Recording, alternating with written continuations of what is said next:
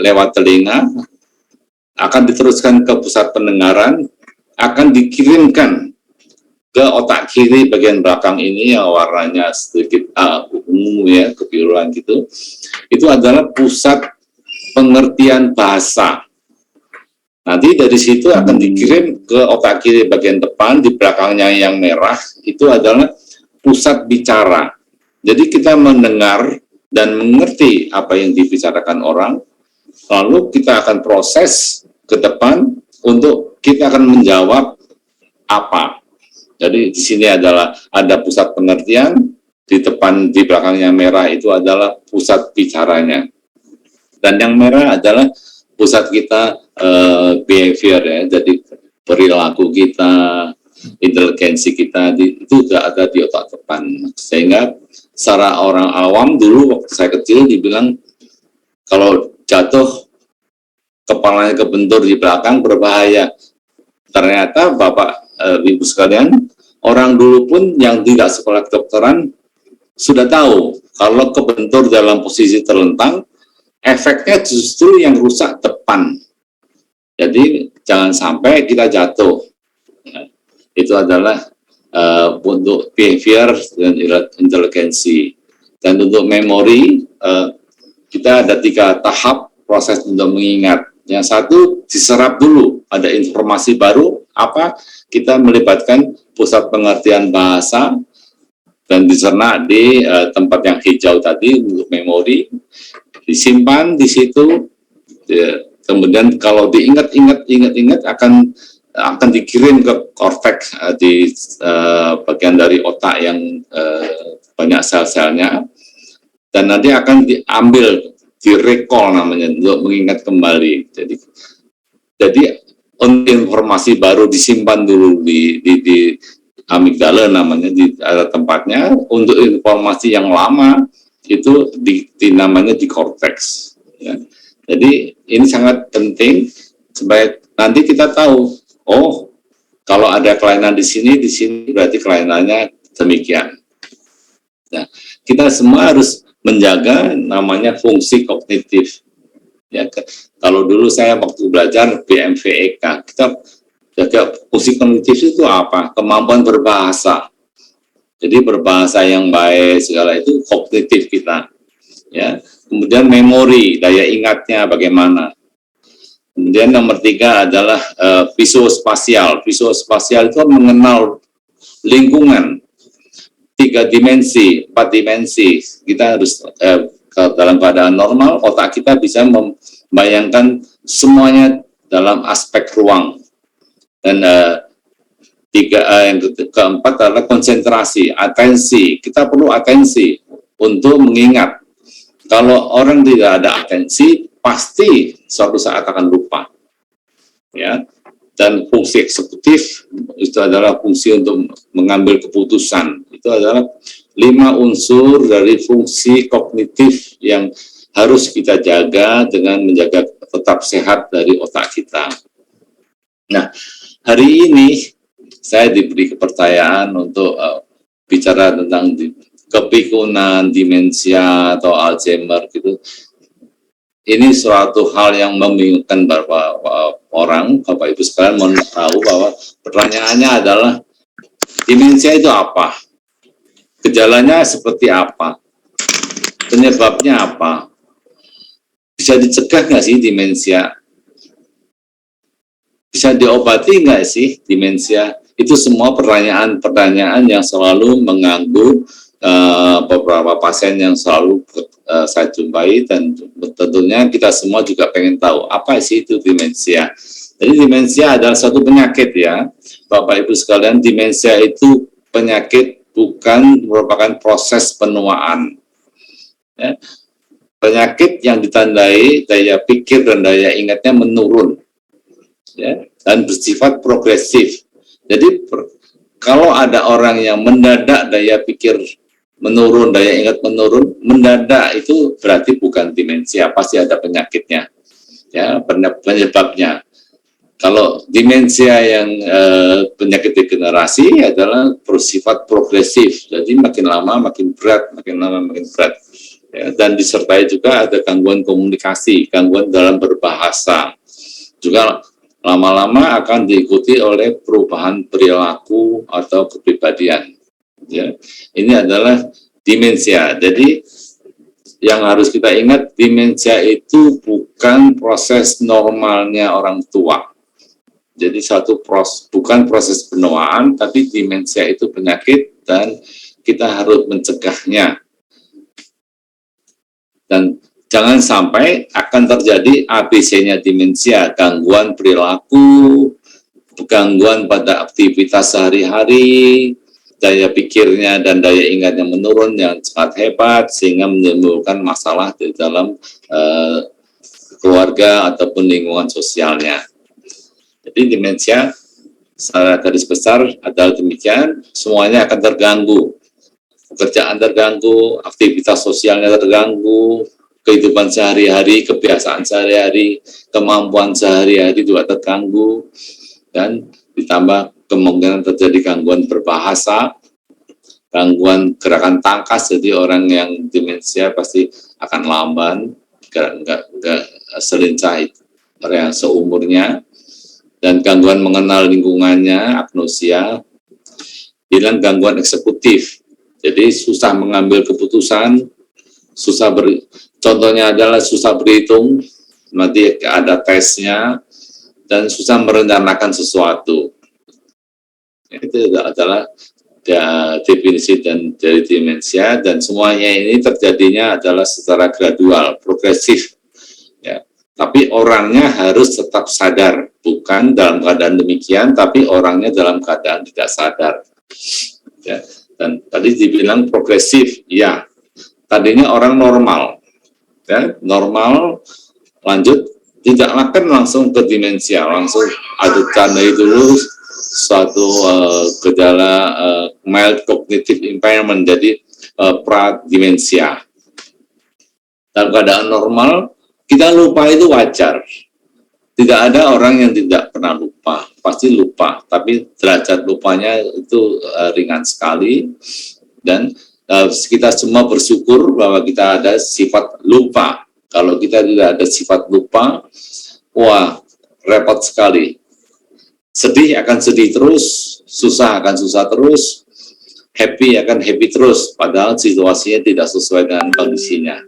Jadi lupa yang wajar, ya, secara objektif. Kadang-kadang saya pun mengalami lupa, misalnya dari atas mau turun ke dapur ambil sesuatu, sampai dapur kita udah bingung mau ambil apa ini. Kita kembali lagi ke atas, oh mau ambil tisu, mau ambil pisau, ambil sendok atau garpu dan lain-lain. Ya, tidak ada gangguan kognitif. Pasien ini adalah orang ini dalam tingkat yang wajar. Jadi walaupun usianya bertambah, tapi bisa menikmati kehidupan dengan baik. Yang kedua adalah prademensia, mulai menurun kognitifnya. Ya, hanya untungnya masih bisa aktivitas, ya, mulai menurun. Dan ini dapat dibantu dengan tool-tool, misalnya harus membuat dokumentasi, bawa agenda dan lain-lain. Ya. Ya, mudah lupanya makin nyata dan orang makin tahu bahwa dia lupa sekali ini. Ya, jadi tapi tingkah lakunya masih bagus. Kalau sudah masuk di dalam demensia akan terjadi ABC, gangguan ADL, aktivitas sehari-hari, gangguan behavior, tingkah laku, dan kognitifnya menurun. Ya, dan ini biasanya orang seperti ini sudah tidak bisa bekerja lagi. Ya, baik.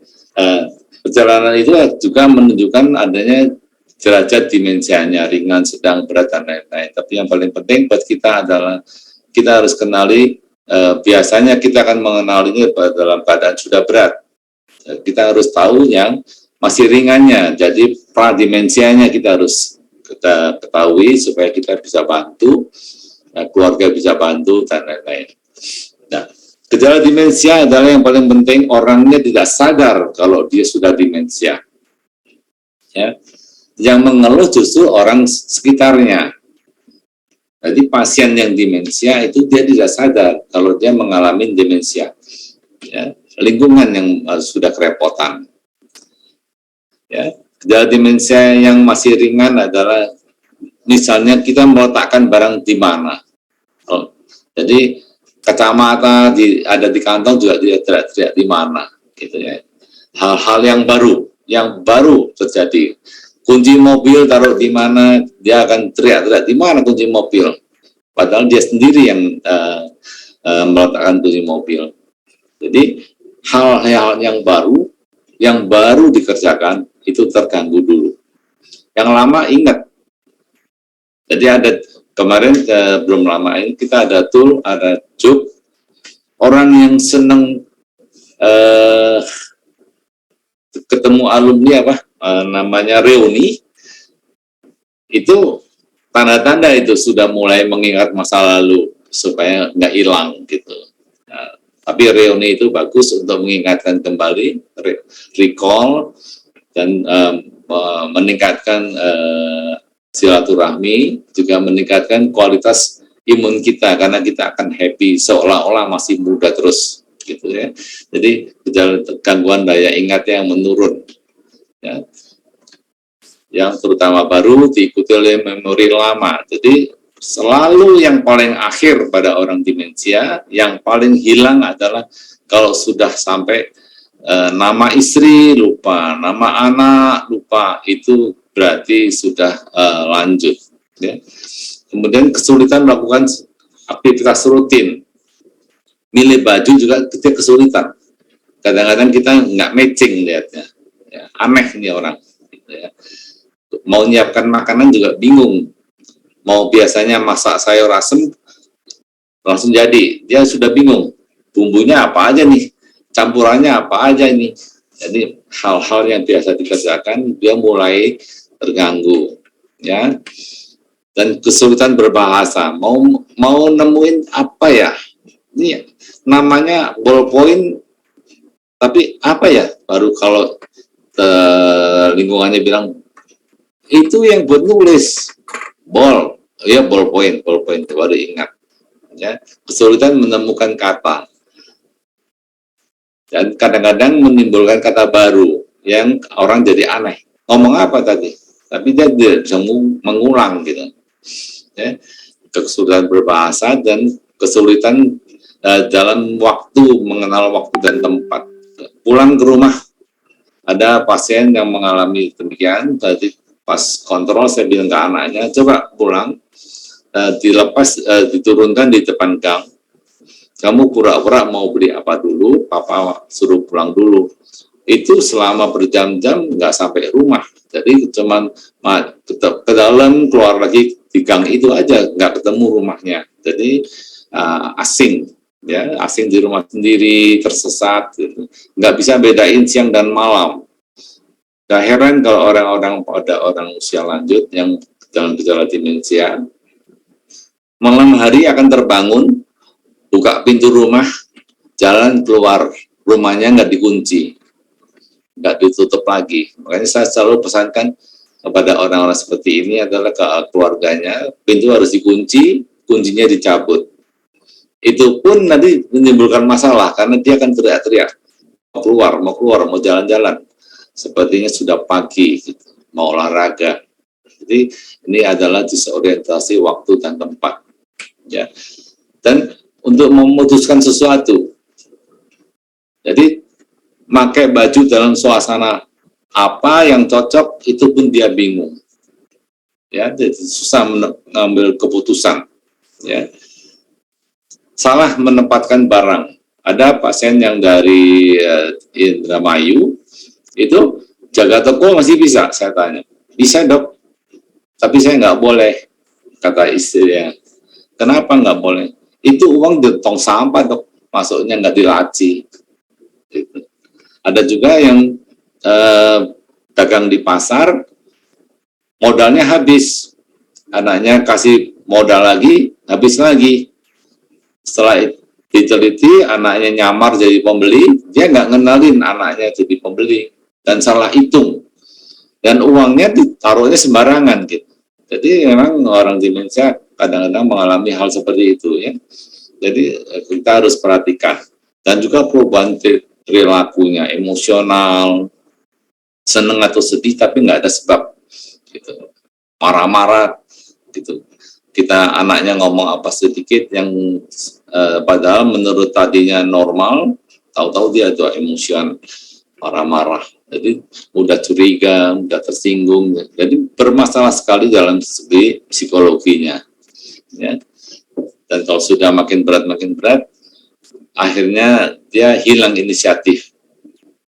Duduk di TV berjam-jam, tapi dia nggak lihat TV, nggak ngerti apa yang dia lihat, bengong aja. Jadi sepanjang hari isinya duduk di depan TV, tapi suruh cerita apa itu nggak masuk dalam memorinya, ya, nggak ada minat lagi untuk mengerjakan sesuatu. Jadi pertanyaan buat kita, apakah kita sudah mulai demensia kalau lupa janji? Ya, lupa janji bisa disengaja lupa, bisa memang lupa, atau lupa apa yang baru kita omong. Ya, kalau kita sulit menemukan kata, sulit untuk fokus konsentrasi pada apa yang kita lihat, apa yang kita sedang baca dan lain-lain, atau sulit menemukan barang yang kita taruh, kita letakkan barang di mana, atau kita sulit membuat keputusan, oh pakai baju aja susah, mau pakai sepatu aja susah, mau pakai enggak ya kita, padahal biasanya dia pakai. Atau hal-hal yang kompleks, biasanya nyetir, sekarang sulit, masak juga susah, atau terakhirnya nggak ada inisiatif. Jadi ini merupakan gejala-gejala ini yang kita harus nanti kita evaluasi, kita cari demensia bukan, yang paling penting adalah demensia bukan, ya. Dan sering pada orang demensia itu adalah mengalami depresi karena dia merasa keluarganya tidak memperhatikan lagi, padahal sudah diperhatikan tapi dia tidak merasa seperti itu. Seperti contohnya, laki-laki mau makan karena dia lupa bahwa belum lama ini sudah makan. Anaknya karena saking cinta ke orang tua, makanan dimasukkan ke lemari, dikunci, dia akan teriak-teriak marah-marah, nggak dikasih makan, ya. Jadi sering menimbulkan depresi ke dirinya, ya. Tapi ini dapat diobati, ya, walaupun menimbulkan masalah pada lingkungannya, ya.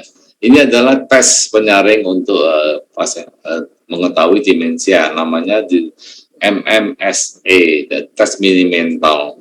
Jadi di dalam tes ini kita ada pertanyaan-pertanyaan, antara lain dalam hal orientasi, registrasi, tentang memorinya itu, kemudian atensi untuk meng-recall, jadi memanggil kembali memorinya, kemudian berbahasa.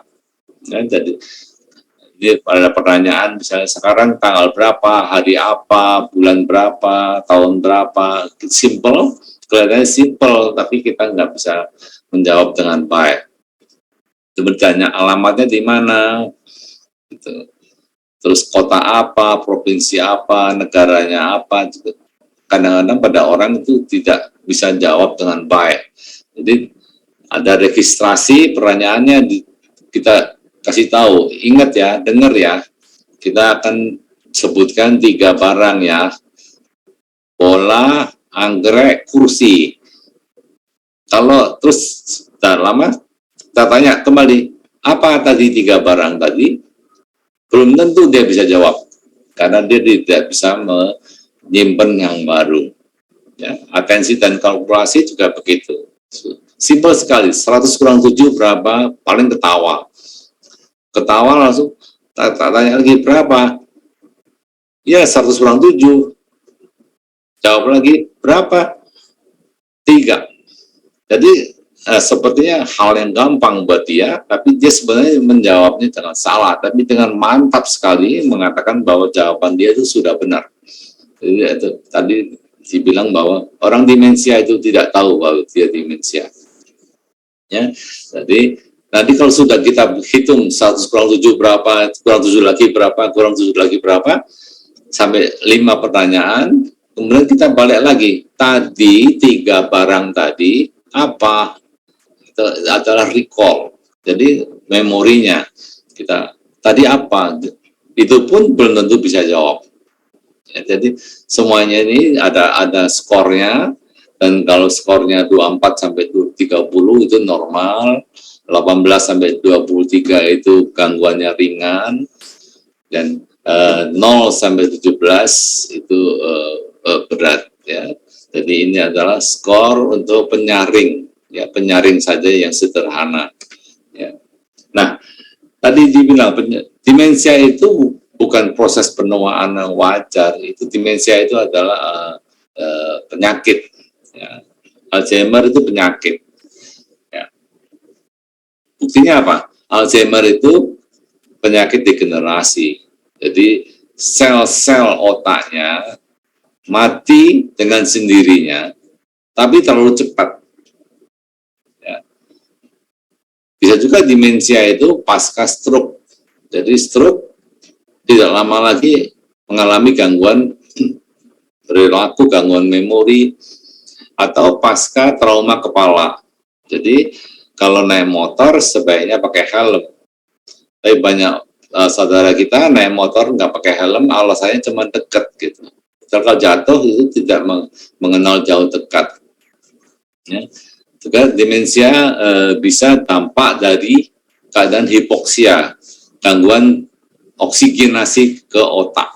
Jadi pasca gangguan jantung atau gangguan pernapasan sehingga CO2-nya tinggi di dalam darah, atau demensia terjadi setelah mengalami infeksi susunan saraf pusat, infeksi di otaknya, baik di selaputnya ataupun di sel-sel otaknya sendiri. Meningitis itu di selaput, encephalitis itu di sel otaknya. Ya, juga bisa karena tumor yang mendesak bagian dari otak untuk memori, ya, proses autoimun dan lain-lain. Jadi penyebab demensia itu banyak, ya, dan demensia itu merupakan suatu kayak payung, jadi banyak sekali penyebabnya, dan semuanya itu memerlukan penanganan yang baik. Sayangnya, ancaman buat kita, setiap 3 menit, 1 orang akan mengalami demensia. Gitu. Jadi kita harus mengatakan 3 menit 1, kita harus berusaha 1 jam 1. Jadi jangan terlalu cepat, kalau 3 menit terlalu cepat. Ya. Dan sayangnya lagi, kebanyakan yang mengalami demensia itu adalah di daerah-daerah yang income-nya middle low. Mungkin berkaitan dengan pola hidupnya. Karena lifestyle itu sangat sekali berpengaruh pada kesehatan dari otak. Jadi kita semua harus menjaga kesehatan dari otak kita. Ya, demensia Alzheimer, kriterianya yang paling gampang adalah orangnya demensia, progresif, iya. Jadi makin lama makin berat, makin lama makin berat. Tapi di MRI otaknya hanya ada proses pengkerutan otaknya. Tidak ada gangguan-gangguan lain seperti stroke, tumor, dan lain-lain. Jadi baru itu bisa dibilang kemungkinan Alzheimer. Ya, kenapa demikian? Karena demensia bukan hanya Alzheimer, ya, ada gangguan vaskularisasi otak itu menimbulkan vaskular demensia, misalnya pada orang yang pasca stroke. Jadi prinsipnya kapan dibilang Alzheimer adalah demensia yang progresif dan otaknya tidak ada kelainan struktural kecuali otaknya pengkerutan otaknya. Dan demensia Alzheimer sendiri merupakan suatu penyakit. Jadi karena apa? Karena dia kematian sel-sel otaknya itu cepat. Ya. Jadi menimbulkan masalah, dan tersering dari penyakit Alzheimer 60-80% dari demensia. Jadi bukan Alzheimer, tetap bukan suatu proses penuaan. Ya. Jadi ini kematian sel itu bisa secara alami terprogram yang disebut apoptosis. Tapi kematian sel juga bisa diakibatkan oleh gangguan sesuatu di otaknya yang menimbulkan nekrosis, misalnya pasca stroke, pasca trauma, dan lain-lain. Ya. Dan semuanya itu menimbulkan kematian dari sel otak yang sebab matinya kematian neuron dari apoptosis yang secara dini belum diketahui dengan pasti. Sebabnya apa, kenapa orang Indonesia Alzheimer, kita belum tahu. Jadi akibatnya terjadi kekurangan suatu neurotransmitter atau suatu zat pengantar listrik yang namanya asetilkolin. Asetilkolin sangat-sangat berperan di dalam proses kognitif. Ya. Jadi ternyata tidak hanya asetilkolin yang menurun, tapi intinya adalah asetilkolin. Ya. Yang menurun selain asetilkolin ada serotonin, ada dopamin, dan lain-lain. Ya, sehingga pada orang-orang usia lanjut biasanya gangguan tidur pada malam hari karena serotoninnya berkurang. Geraknya jadi lamban karena dopaminnya berkurang. Jadi semua akan menurun, tapi di dalam fungsi memori terutama adalah asetilkolin, ya. Dan itu kita tidak tahu Alzheimer itu sebabnya apa, kemungkinan genetik kita belum tahu dengan pasti, ya. Dan Alzheimer akan meningkat dengan sesuai dengan peningkatan dari usia kita, ya. Sehingga dari dulu dianggap orang pikun adalah wajar karena umurnya makin nambah, karena memang demensia terjadinya kebanyakan makin dengan pertambahan usia, ya. Jadi ternyata Alzheimer itu suatu penyakit. Nah, apa lifestyle? Tadi saya bilang lifestyle. Kita harus hati-hati. Kenapa harus hati-hati? Kita harus menjaga aliran darah ke otaknya berlangsung dengan baik, supaya tercukupi kebutuhan oksigen, tercukupi kebutuhan glukosa, tercukupi untuk di otak kita, supaya otak tetap sehat. Ya. Jadi gaya hidup yang berpengaruh adalah merokok. Ya, merokok menimbulkan kerusakan pada dinding sebelah dalam dari pembuluh darah. Ya. Dengan merokok, pembuluh darah dindingnya sebelah dalam akan kasar, yang seharusnya tidak boleh ada angka gesekan antara pembuluh darah dengan darah. Kalau ada gesekannya meningkat, berarti akan terjadi kerak pada dinding pembuluh darah. Akan menempel suatu proses yang disebut aterosklerosis, dinding pembuluh darahnya makin sempit. Ya, kemudian diet, kita harus mulai mengatur diet dari usia muda. Kalau dulu kita dibilang yang penting kenyang. Nah, kalau sekarang kita dianjurkan makan untuk sehat, bukan makan untuk kenyang. Ya. Dan gaya hidup adalah harus disertai dengan olahraga. Ya.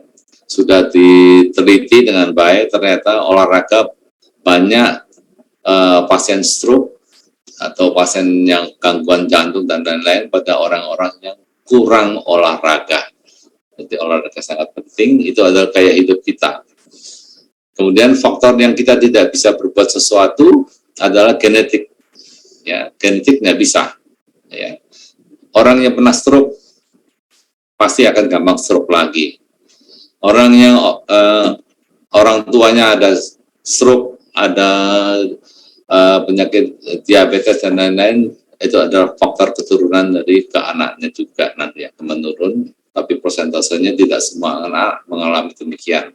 Dan tadi saya bilang umur, makin bertambah umur, risiko untuk stroke, risiko jantung, dan lain-lain akan bertambah. Dan kita yang selalu takutkan sekarang banyak kita perhatikan hanya kelainan hipertensi, obesitas, diabetes, ini semua harus kita kontrol dengan baik, ya. Gula darah, tekanan darah, kolesterol, dan lain-lain. Harus kita kontrol, genetik kita tidak bisa apa-apa, gaya hidup kita harus kontrol dengan baik, ya. Nah, kenapa harus kita kontrol dengan baik? Karena ini semua merupakan faktor risiko untuk aterotrombosis, kelainan pada dinding pembuluh darah. yang akan menebal dindingnya sehingga lubang di aliran di dalam pembuluh darah itu akan makin sempit. Ya, nah kemudian apa yang menentukan kapan manifestasinya? Pada orang tertentu ke otak dulu. Kalau ke otak dulu akan kena stroke, PIA, terakhir demensia. Pada mata, ada tahu-tahu buta matanya satu, mata retinanya rusak. Atau kena stroke di mata, pembuluh darah matanya tersumbat. Atau dia kena kelainan jantung, yang kalau sempat, ya serangan jantung bisa di ring, ya ada di bypass. Kalau nggak sempat, itu yang jadi masalah karena kita akan berpulang.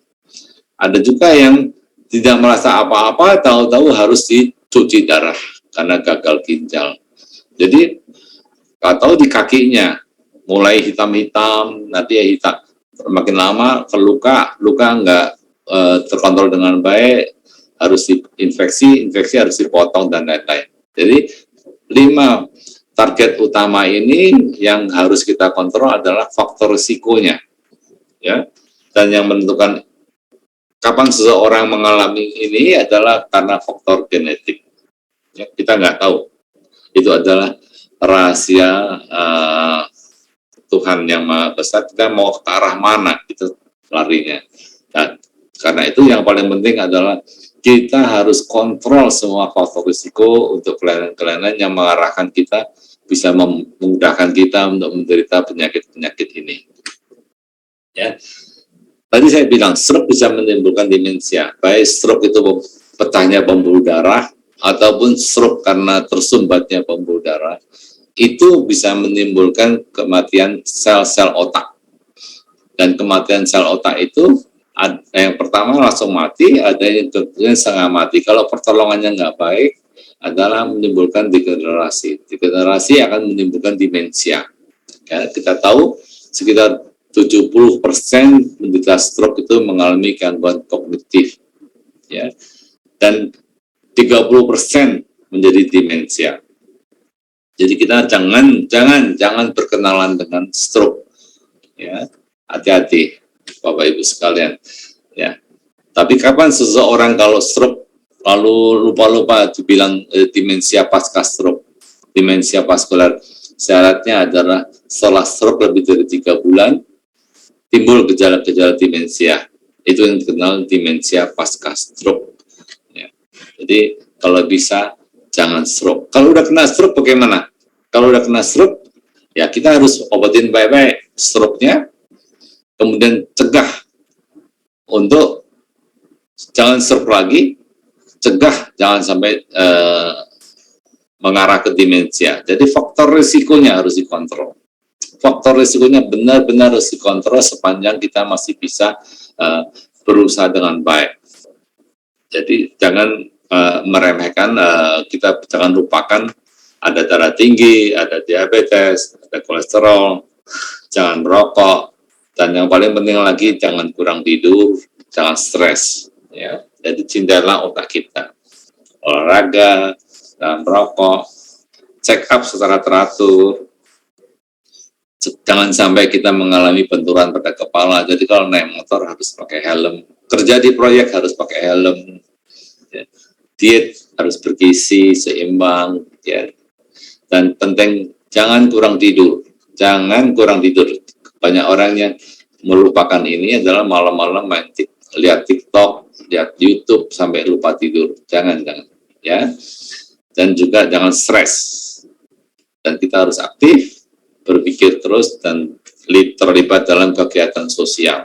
Jadi kita harus olahraga teratur, ya, sebaiknya 3-5 hari dalam seminggu. Jadi 3 kali atau 5 kali dalam seminggu.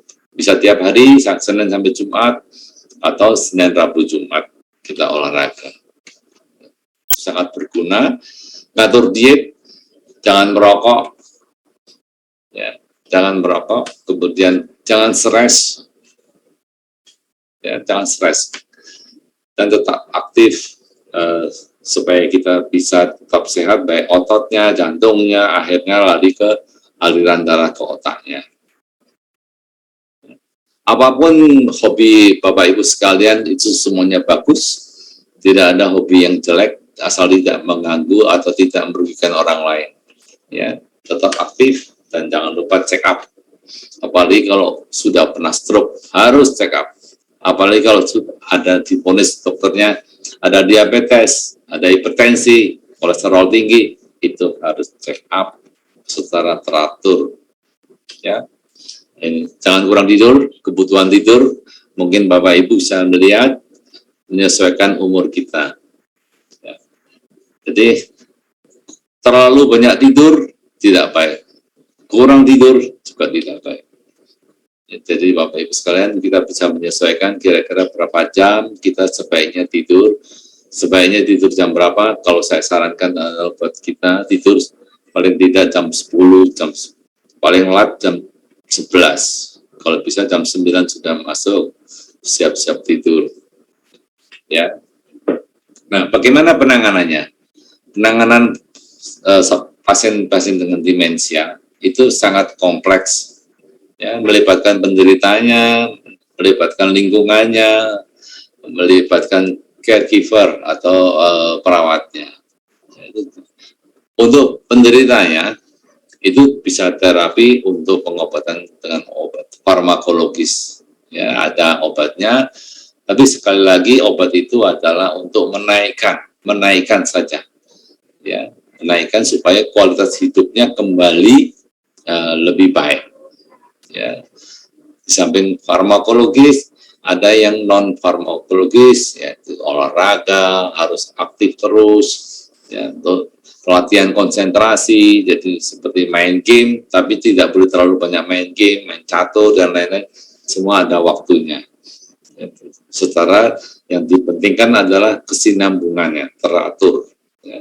Lingkungan gimana? Lingkungan juga harus support, ya, memberikan fasilitas-fasilitas supaya pasien demensia bisa safe di rumah, ya, bisa terawat dengan baik. Dan caregiver juga harus peran penting ini, ya, konseling. Dia harus bisa konsel ke keluarga, kasih tahu keluarganya, atau nanti waktu ketemu dokternya dia harus bisa menceritakan, ya. Dia harus mensupport program dari lingkungannya, ya, mensupport penderita dengan memberikan obat dan lain-lain. Ya, musik sangat penting, terapi musik itu bagus. Jadi kita hobinya, kalau pasien-pasien saya biasanya hobinya apa? Dengerin musik. Kalau dengerin musik apa yang senangnya berikan. Ya, mau slang, mau ST12, mau dangdut, terserah. Pokoknya dia happy. Jadi tersalurkan itu. Ya, karena apa? Dengan terapi musik itu suasana rileks, meningkatkan kecerdasannya, daya ingatnya meningkatkan karena dia bisa recall lagi, ya. Karena happy-nya dia lupa akan rasa sakitnya, meningkatkan imunitas, dan bisa membantu dalam olahraga. Jadi dalam dia berolahraga sambil dengerin musik, jadi dia lupa bahwa dia harus olahraga, tapi dia tahunya dengan musik. Ya. Dan peranan keluarga di sini sangat penting. Jadi semua harus disupport sama keluarga. Dia harus memantau gejala apa yang terjadi, dan kapan timbul gejala ini, ada perubahan gejala apa, dia harus tahu. Memberikan obat-obatan juga harus tahu. Jadi keluarga sangat penting, sangat berpengaruh untuk perawatan pasien dengan demensia. Jadi termasuk mungkin keluarganya harus, kalau perlu harus membantu dalam hal yang sepele, tapi itu adalah sangat penting, ya. Dan keluarga harus menjadi teman yang terbaik buat pasien demensia atau Alzheimer, ya. Jadi harus memahami, memiliki empati, jadi tidak menganggap dia normal, tapi anggapnya dia lagi sakit. Kita harus rawat seperti diri kita merawat diri sendiri. Ya, diperlakukan secara setara, jadi tidak boleh dibully, tidak boleh dijadikan lelucon. Ya, kadang-kadang ada seolah-olah keluarga menganggap orang yang seperti ini kayak lelucon, jadi lucu, semua pada ketawa, padahal itu bukan hal yang baik buat pasiennya. Dan selalu berkomunikasi dengan sederhana, ya, melatih untuk mengingat kembali. Jadi selalu diajak, bukan disuruh. Pasien dengan gangguan seperti ini harus diajak, bukan disuruh. Ya, dan kita harus memberikan pelayanan yang baik di rumah. Ya, kita atur supaya semuanya memenuhi syarat safety, keamanan buat pasien dengan demensia atau Alzheimer. Demikian Bapak Ibu sekalian, dan ini adalah tool ekstra dari saya. Bagaimana kita meningkatkan memori? Meningkatkan memori jangka pendek dengan muka. Nomor satu, kita harus ada minat. Tadi dibilang, harus ada minat. Pengen tahu. Kemudian ada upayanya, usahanya untuk kesana, untuk mengingat itu, konsentrasi, perhatian, dan atensi.